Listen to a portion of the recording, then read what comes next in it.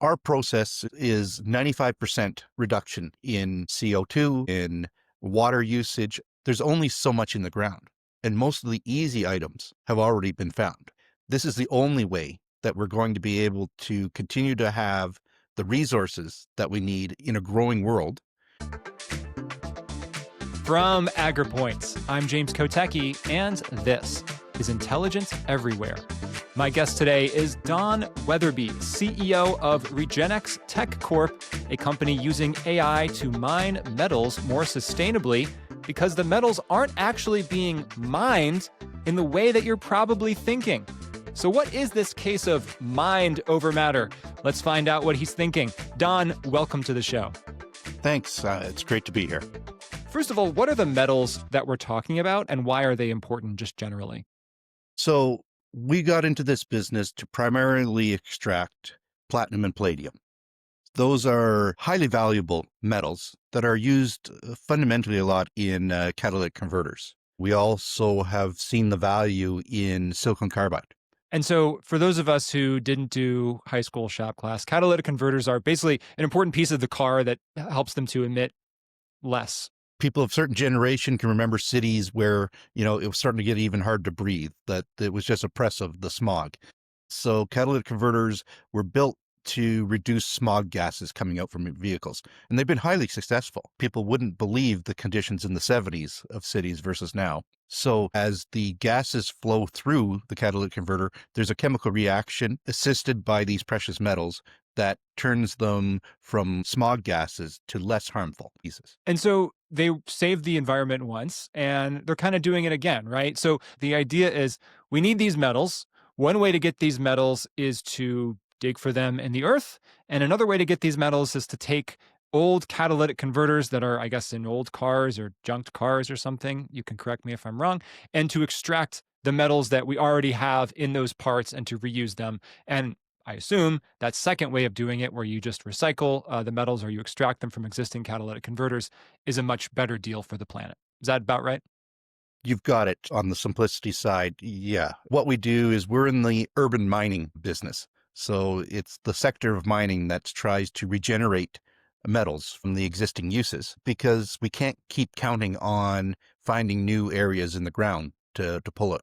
We have to be into a more reuse society if we're going to continue with the way we want to live. We're even more so regenerating than even recycling. When we do the urban mining, we're regenerating it because we return that metal to the exact condition it was when it was processed out of the mine, out of the ground. So describe what this looks like, what we would see if we were to look at the machine or the building that this process is taking place in. So we use tanks where we add the ground up catalytic converter honeycomb with the chemical. And that chemical separates it out from the substructure that it was on. We then take that process and move it through and turn it back to a solid. So it's really stripping it from where it originally was, returning it to a solid piece, which we then ship to a refiner who turns it into pure metal. Is it happening like in a vat, so to speak? So I'm not like watching some bunch of robot arms like doing something, right? How long does it take to do it? We can process about 4,000 pounds of catalytic converters in a day. It is happening in a vat. It's all mixing with chemicals and that. And so we do this in a warehouse structure with no real emissions or anything like that. So people don't even know what's happening right next door. Okay.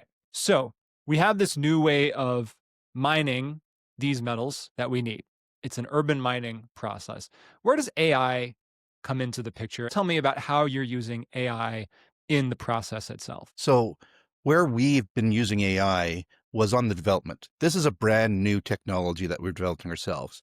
And we're finding some difficulty in trying to use third parties. And third parties, engineering firms, take a long time. They're expensive, and they only like doing things that are traditional or normal and filled with a lot of risk aversion. So we've had to do a lot of stuff ourselves. And the only way we've been able to do that is through the assistance of AI. It's used for our research, used for how we figure out what things can and can't be used together, what material types are best. So it's been cutting down our development time substantially. Do you have any way of assessing how much better AI is making your process or how much faster it's enabling your research team to move? We've had to make changes in our process. We'd have two choices. One, we'd either have to trial and error, or we'd have to use third parties. And we've tried to use third parties before, and it's painful and long. The trial and error side, too expensive. With the size of stuff that we're looking at, you just can't try this, and you're dealing with chemistry.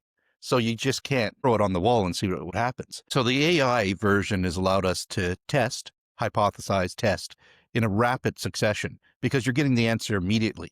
You're not waiting for something to come back to you. Makes sense. So the three metals that you're getting out of this really are platinum, palladium, and now silicon carbide. How much worse is it for the planet to mine those metals in a traditional way?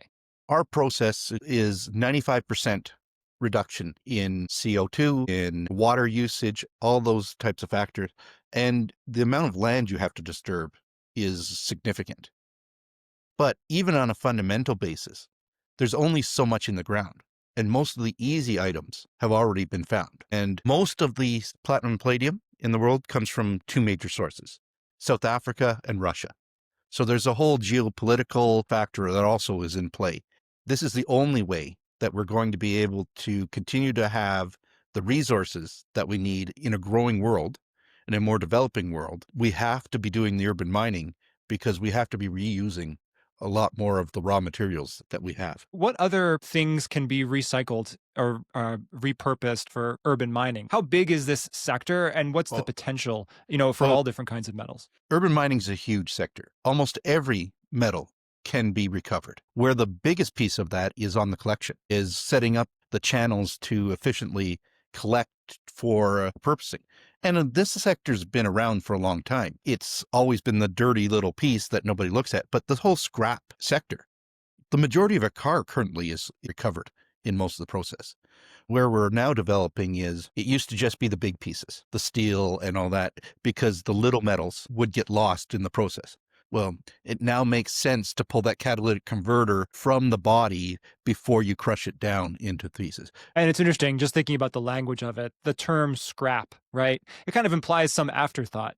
But from what you're saying, this is going to be more and more a crucial way that the future is built, is going to be built on taking the existing metals that we have and finding new ways to use them, both for AI and with AI. And it's a fascinating future. Yeah. Scrap as itself will become the primary source of metals in the industry. Well, Don, thank you so much for joining us. Don Weatherbee, Regenx Tech Corp.